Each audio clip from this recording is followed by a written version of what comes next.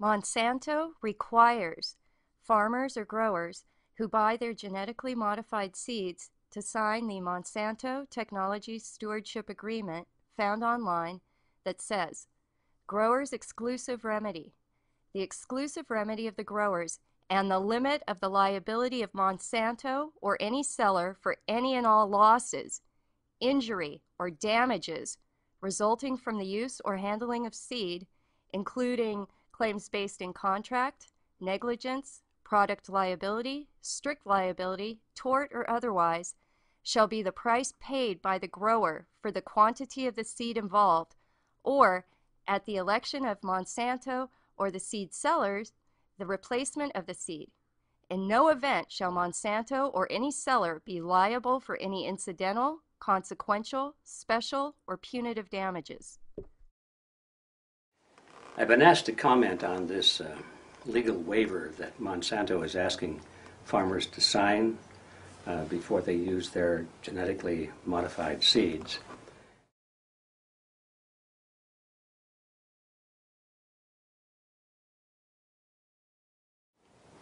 I suspect that what they are doing is creating organisms, creating little things that for now seem to be in the service of man.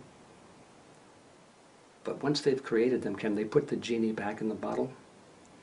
What if they turn out not to be exactly what they thought they were going to be? What if these organisms, although they do some good things, create problems more than they anticipated? And there's no way to stop that and the multiplication. What if these organisms replace the original ones until finally the world can only have the newly created little Frankenstein seeds and plants and organisms? Will the Creator himself have to come in and say, stop? If that's our plan, I don't think it's well thought through. There has to be a way, I think, to make more people aware of the fact that we are playing with a force that we do not understand and probably never will. And they like to create the impression that people who are concerned about this, that those people are just old-fashioned fuddy-duddies. They're not very scientific. They're just worrywarts, and they don't really understand science at all.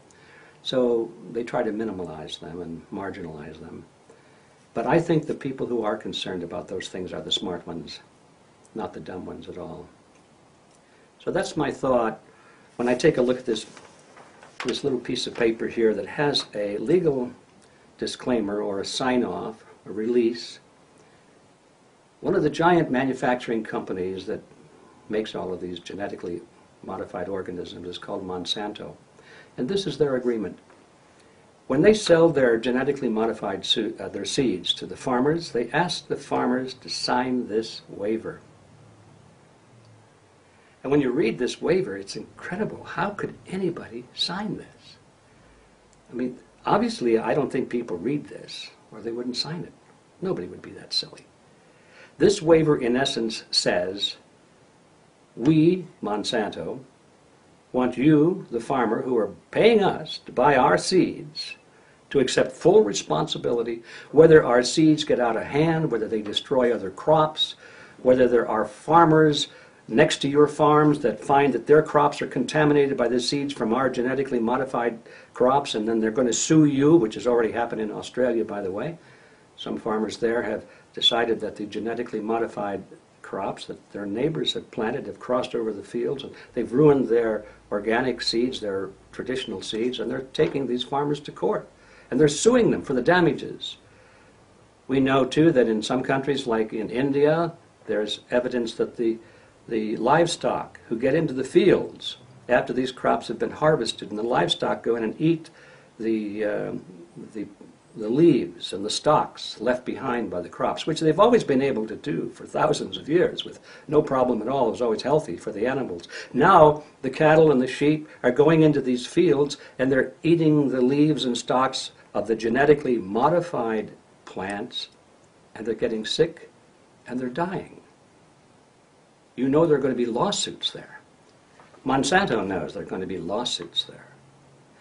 The lawyers at Monsanto have sat around a big mahogany table and thought this all through, and they said, you know, there's some liability coming up here. We better get the the growers, the farmers, to sign off and assume all responsibility so that we won't have to deal with this. And that's what this little paragraph is all about.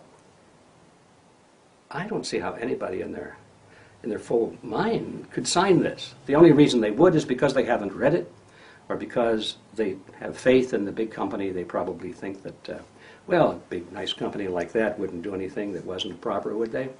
And so they sign.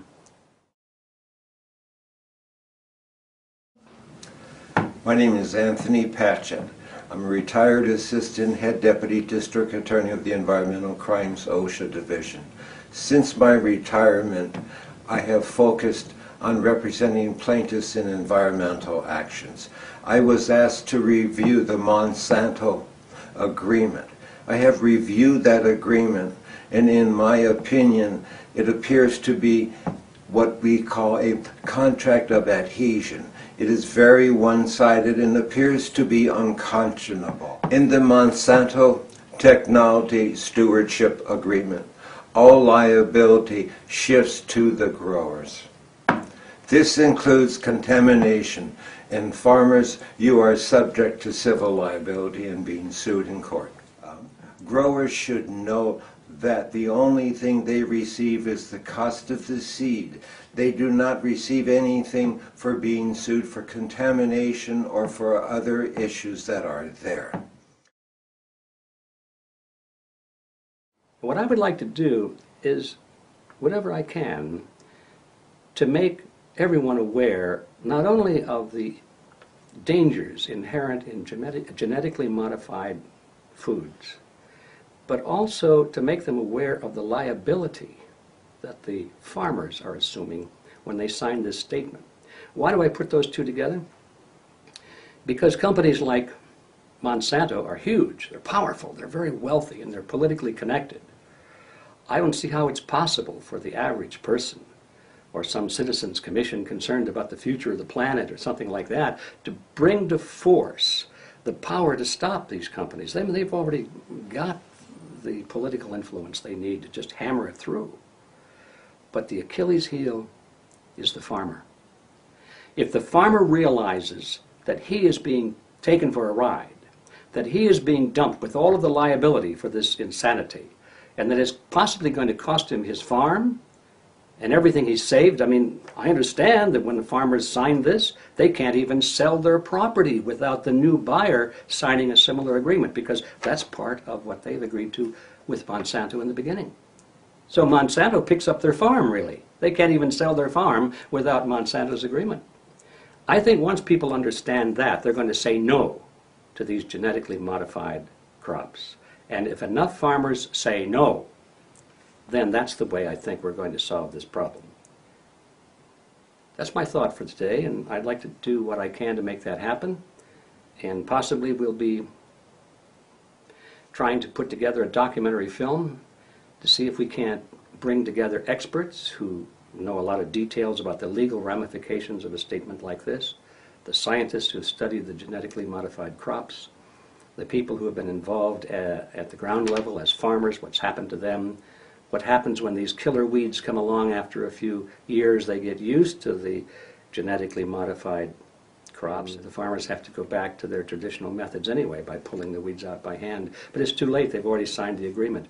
We want to get experts in all of these fields together, and we want them to tell this story. And then what we do with that is to pass it on to you, the public, and then you, the farmer. To view the Monsanto Technology Stewardship Agreement and the full article with supporting links, click on the description box below. Please share this video and article, especially with farmers. This information is critical because they are buying seed for spring planting right now.